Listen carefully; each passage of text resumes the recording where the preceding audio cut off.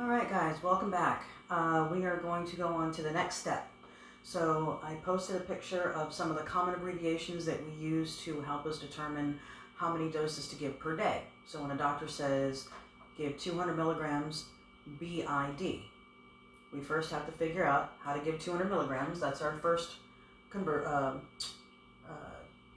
dosage calculation that we do. And then when it says BID, that means twice per day. BID is 2 times a day. So then we have to figure out how many pills to give per day. And that's where we're going to add this calculation. Okay?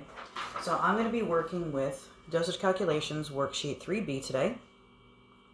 And the very first one says ampicillin 500 milligrams QID times 5D. We're not going to do the total length of the prescription yet.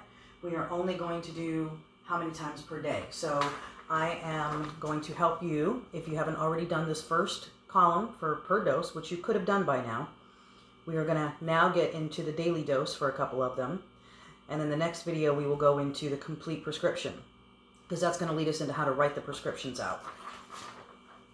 So today, we first need to figure out how much to give per dose. Always start with that. That was our original dosage calculation formula up here. Dose you need, 500 milligrams. 500. Dose we have, 250 milligram capsules.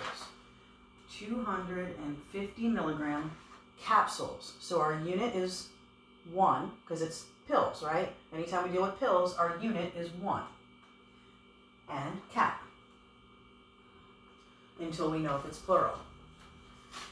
Take your calculator, just like we did before. My other one died, so I hope you can see this one okay. 500 divided by 250 equals 2. Fill in your number. 2 times 1 equals 2 caps. So that means in order for us to give this patient 500 milligrams of the medication, when we have a bottle that has pills in it that are 250 milligrams per pill, we would have to give them 2 capsules to give them what the doctor ordered. When the doctor says to take it QID, which is what it says here, okay, QID, that's 4 times a day. So how many pills do we need for a whole day? We have to give 2 capsules per dose. QID, 4 times a day. 2 times 4 equals, if you need your calculator, use it. 2 times 4 equals 8 caps per day. That's it. Okay? So basically when we do the next step of this, there's going to be one more line added, and that's going to figure out how to do the entire duration. Okay? So I will probably have to get rid of this to make room for our last section. This is not difficult math. It's just that it has to be done in these stages to be done correctly and to get the right answer. As long as you do it in these stages, it will never be difficult, I promise. Okay? You just have to do the steps. That's the important part. All right, so let's do another one. I'm going to make this a quick video because I don't want it to be too confusing. I just want to be very basic about it.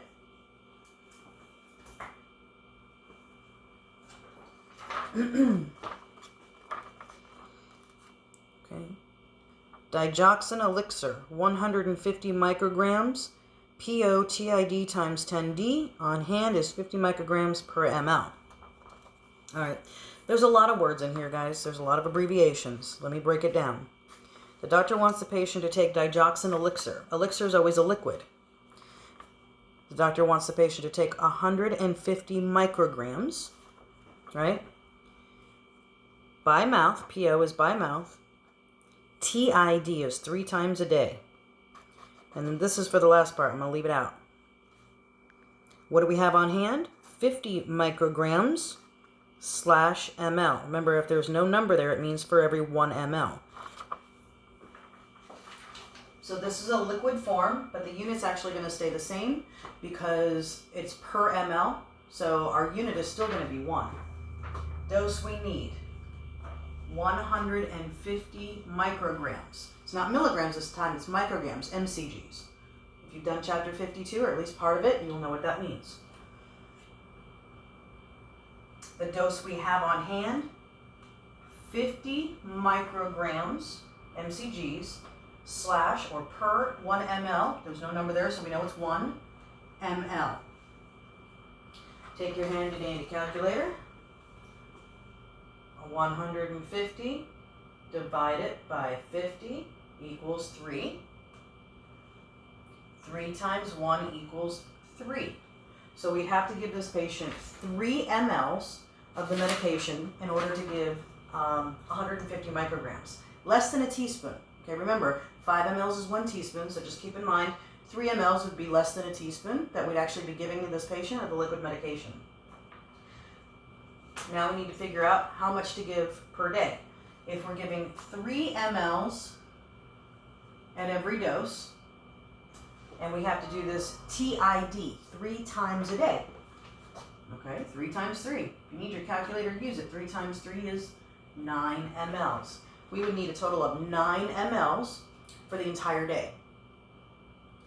Right? So when we figure out prescriptions, we have to remember the reason we have to go through these steps is because we usually write a prescription or type a prescription or call in a prescription to the pharmacy, and we have to give the pharmacist exactly how much to give the patient per dose and how much to give them total. And the only way you can get that total number is to first figure out how many doses to give per day and then for how many days.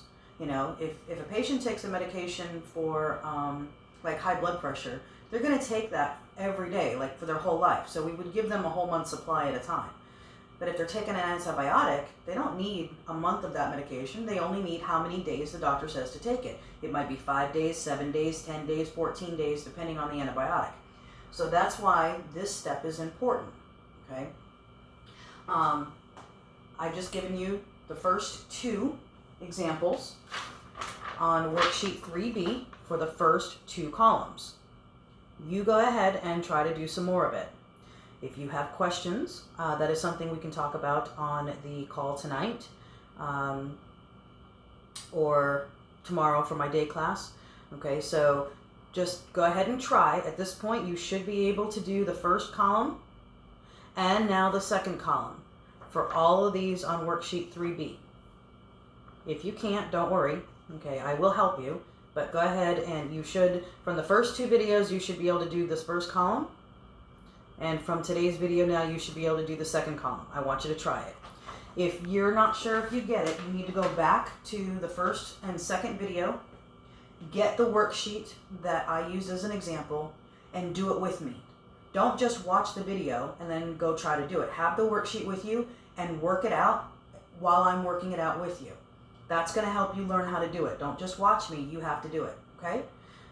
All right, that concludes this video. On the next one, we'll add the third column.